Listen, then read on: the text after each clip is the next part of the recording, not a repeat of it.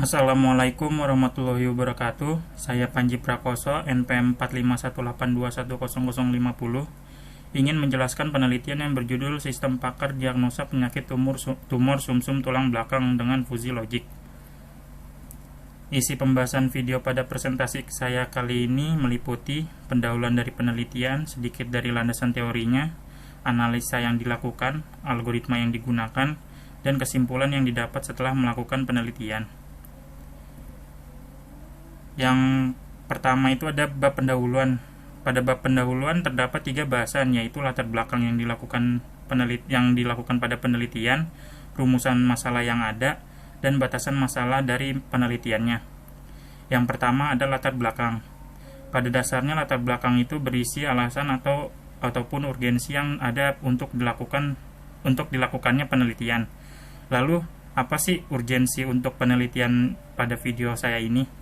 Intinya, urgensi dari penelitian ini yaitu kurangnya layanan medis yang baik di negara Indonesia, di mana tidak mudah mendeteksi penyakit, terutama tumor sumsum tulang belakang, di mana tumor ini memiliki beda-beda gejala tiap macam-macam tumor sumsum tulang belakang.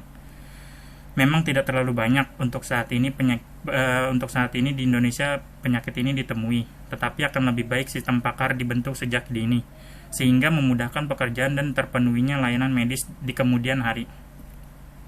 Lalu selanjutnya ada rumusan masalah. Yang pertama itu adalah rumusan masalah dari paper ini, yaitu bagaimana sih proses mendiagnosa penyakit tumor sumsum tulang belakang manusia. Yang kedua, bagaimana menerapkan metode Fuzi Logic untuk mendiagnosa penyakit tumor sumsum tulang belakang manusia. Yang ketiga, bagaimana merancang sistem pakar dalam mendiagnosa tumor sumsum tulang belakang manusia dengan menggunakan metode Fuzi Logic. Yang ketiga itu ada batasan masalahnya. Jadi batasan masalah yang dibahas pada penelitian agar tidak terlalu meluas adalah sistem pakar pada penelitian ini dirancang dengan lebih memfokuskan pada diagnosa penyakit tumor sumsum tulang belakang. Lalu, metode yang digunakan pada sistem pakar ini adalah Fuzi Logic. Selanjutnya, ada masuk ke pembahasannya, yaitu landasan teorinya, di mana yang pertama ada sistem pakar. Sistem pakar merupakan suatu sistem terkomputerisasi yang menggunakan pengetahuan bidang tertentu untuk mencapai solusi suatu masalah dari bidang tersebut. Dan selanjutnya, lalu ada 4 bentuk pada sistem pakar, yaitu yang pertama ada berdiri sendiri, di mana sistem berdiri sendiri ini tidak bergantung pada software dan lainnya. Yang kedua ada tergabung, di mana sistem pakar yang berbentuk tergabung ini merupakan program di mana di dalamnya memanggil algoritma subrutin lain. Selanjutnya ada menghubungkan ke software lain, di mana sistem pakar ini merupakan sistem pakar yang menghubungkan ke suatu paket program tertentu seperti DBMS. Dan yang terakhir, sistem pakar mengabdi, merupakan bagian dari sistem komputer khusus yang dihubungkan dengan suatu fungsi tertentu. Lalu selanjutnya ada penjelasan dari metode Fuzi Logic-nya. Metode Fuzi Logic merupakan logika Fuzi yang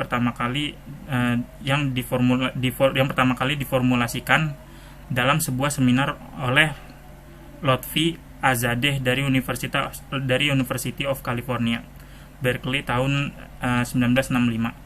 Metode ini diformulasikan dalam rangka mencari nilai tengah di antara bilangan Aristoteles 0 dan 1, di mana logika biner 0 atau 1 dasar berpikirnya adalah dari filsuf Aristoteles yang mengajarkan hukum berpikir bahwa sesuatu mesti tergolong benar atau salah. Logika biner hanya mengenal on atau off, hidup atau mati, gelap atau terang, benar atau salah. Tidak ada yang samar-samar, tidak ada yang abu-abu. Yang ada hanya hitam atau putih. Jika tidak 1 ya maka 0, jika tidak gelap ya berarti terang. Dan ini adalah sesuatu yang sangat logis. Selanjutnya ada Operasi himpunan fusi. Operasi himpunan fusi sama halnya dengan himpunan konvensional, ada beberapa operasi yang didefinisikan secara khusus untuk mengkombinasikan dan memodifikasi himpunan fusi, di mana jika A dan B adalah dua buah himpunan fusi dalam semesta pembicaraan U dengan fungsi keanggotaan J, AU, dan J, BU, maka pada kedua himpunan fusi tersebut dapat berlaku operasi sebagai berikut. Yang pertama itu kesamaan atau equality, di mana dua buah himpunan fusi A dan B dapat dinyatakan sama jika HA U sama dengan HB U untuk semua UE U. Gabungan atau union, di mana fungsi keanggotaan dari gabungan dua buah himpunan fusi A dan B, HAUB, dapat dinyatakan sebagai berikut. HAUB U sama dengan max JAU JBU untuk semua UEU. Irisan atau intersection, fungsi keanggotaan dari irisan dua buah himpunan fusi A dan B, AHB, jika dinyatakan sebagai berikut. HANB N sama dengan min JAU JBU untuk semua UGU. Komplement atau komplement, fungsi keanggotaan dari komplement himpunan fusi A, I dapat dinyatakan sebagai berikut. I U sama dengan min JAU untuk semua UGU. Lalu selanjutnya ada pengendali fusi. Tujuan utama dari sistem pengendali adalah mendapat output sebagai respon dari si input, di mana di sini kita bisa lihat dari gambar struktur fusinya. Di sini sistem akan memasukkan kris berupa fungsi keanggotaannya dengan melakukan fusifikasi, lalu masuklah hasil fusi ke sistem, di mana sistem memiliki aturan yang telah diatur sedemikian rupa sehingga dapat mengevaluasi masukan sesuai aturan yang ada.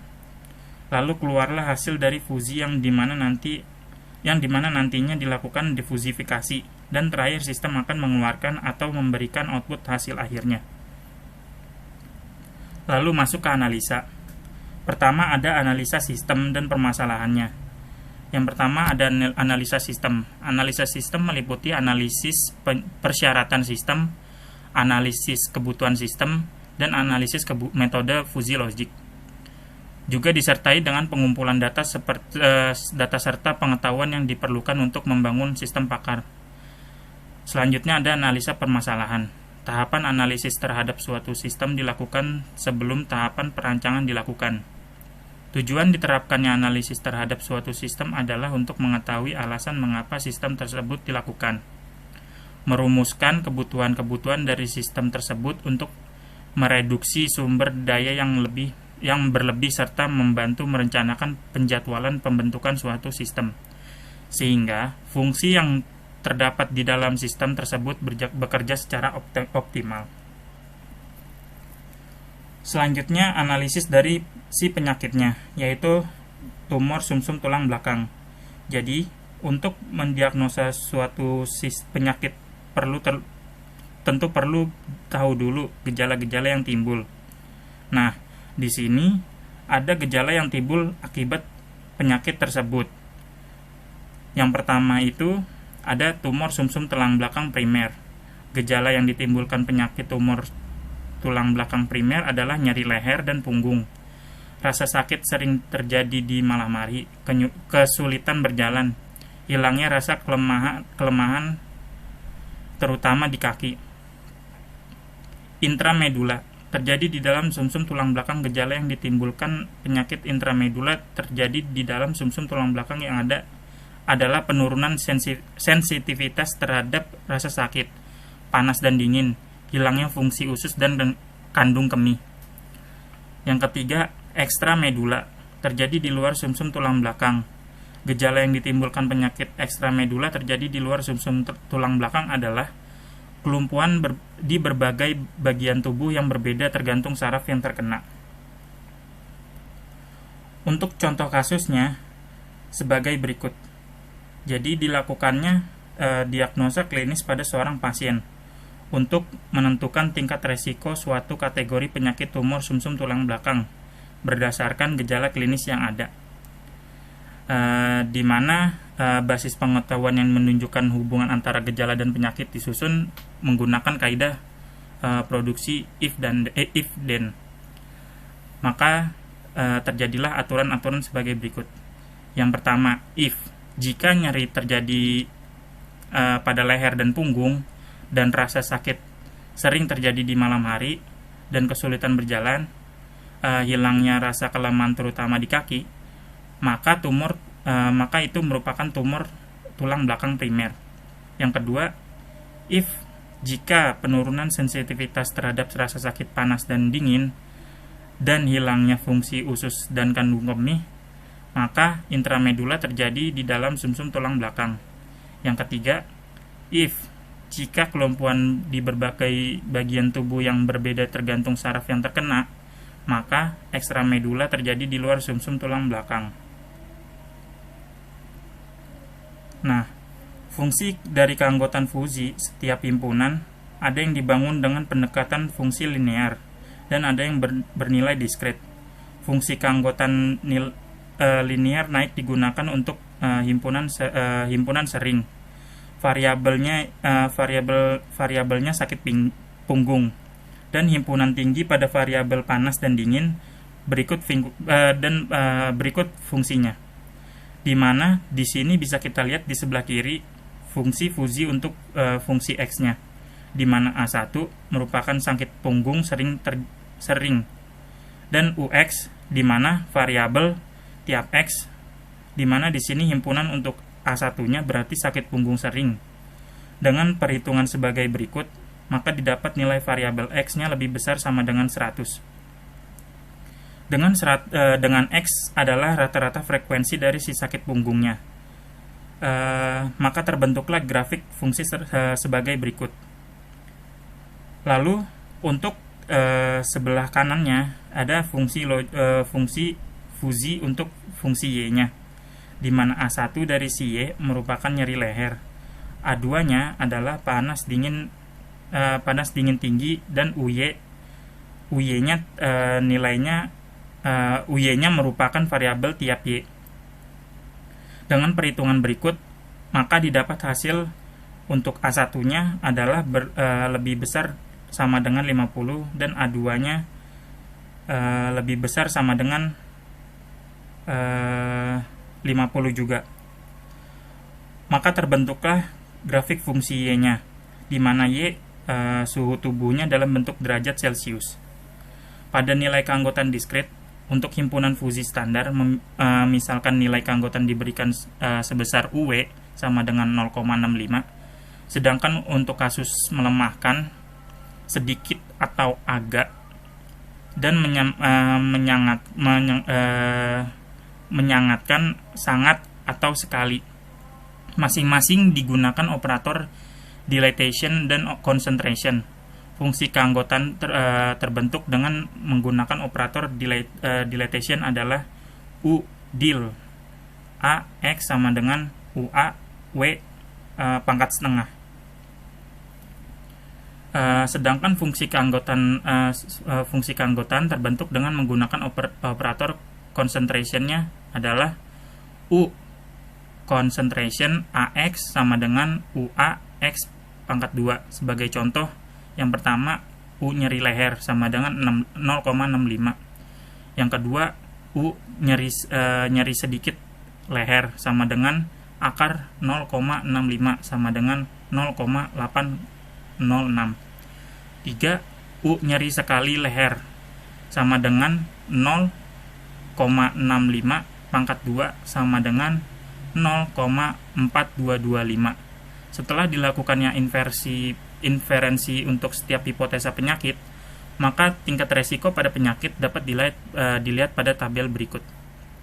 Yang pertama itu tumor tulang belakang primer, di mana tumor tulang belakang primer ini tingkat resikonya sebesar 0,48. Selanjutnya ada intramedula terjadi di dalam sumsum tulang belakang sebesar 0,25 dan ekstramedulari terjadi di luar sumsum tulang belakang sebesar 0,40. Selanjutnya ada algoritma.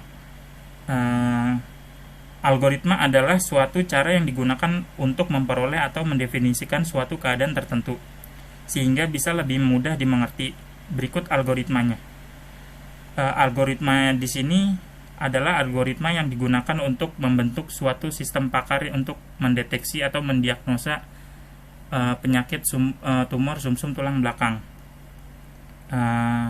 Di sini bisa kita lihat pada algoritmanya, pada sistem pakar yang terbentuk nantinya, masukan sistem pada masukannya berupa GJ atau gejala penyakit, NGJ atau nilai gejala penyakit, dan NHP nilai himpunan fusi yang sudah dihitung sebelumnya.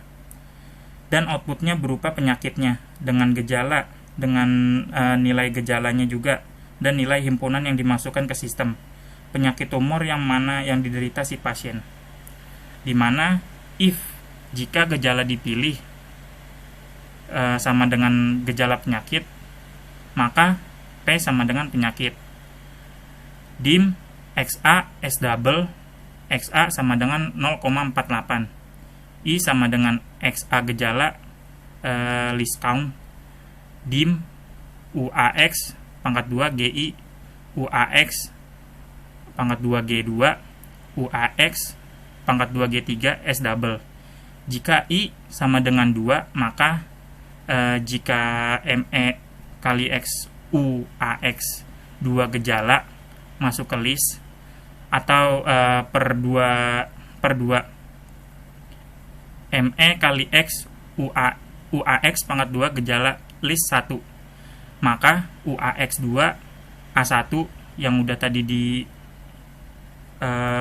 perhitungannya sama dengan ME X UAX pangkat 2 gejala masuk ke list yang ke-1 per 2. UAX 2 U1 sama dengan UAX 2 per 2. Jika tidak, UAX 2 A1 sama dengan ME X UAX 2 gejala list ke-0 per 2. UAX pangkat 2 U1 sama dengan UAX 2 per 2. Dim X A 0,48 X A 0,48 S double, dimana nantinya hasil outputannya akan mengeluarkan penyakit yang diderita setelah memasukkan gejala-gejalanya. Lalu masuk ke implementasi sistem. Program adalah serangkaian instruksi-instruksi yang sistematis dan logis untuk mengendalikan komputer dalam mencapai tujuan sesuai dengan aturan-aturan tertentu. Jadi sistem ini tuh dibuat untuk melakukan aturan-aturan tertentu. Aturan-aturan tertentunya itu udah pasti untuk mendiagnosa tumor sumsum tulang belakang. Lalu yang terakhir, kesimpulan. Dari penyelesaian tulisan ini, penulis dapat mengambil kesimpulan adalah sebagai berikut. Yang pertama, dengan adanya proses mendiagnosa penyakit tumor sumsum tulang belakang dapat mengetahui jenis penyakit dan proses yang dilakukan sistem berdasarkan keluhan atau gejala penyakit tumor sumsum tulang belakang yang diderita. Dengan menerapkan yang kedua, dengan menerapkan metode fusi logik sehingga dapat mendiagnosa penyakit tumor sumsum tulang belakang dan dapat memberikan hasil diagnosis secara cepat berdasarkan nilai tingkat resiko setiap jenis penyakit. Yang ketiga, perancangan aplikasi sistem pakar menggunakan Visual Basic.NET 2008 untuk menghasilkan sebuah sistem yang dapat melakukan proses mendiagnosa tumor sumsum tulang belakang. Sekian video presentasi penelitian tumor sumsum tulang belakang. Kurang lebihnya mohon maaf. Bila ada pertanyaan, kalian bisa bertanya langsung di kolom komentar. Kurang lebihnya mohon maaf. Akhir kata, wassalamualaikum warahmatullahi wabarakatuh.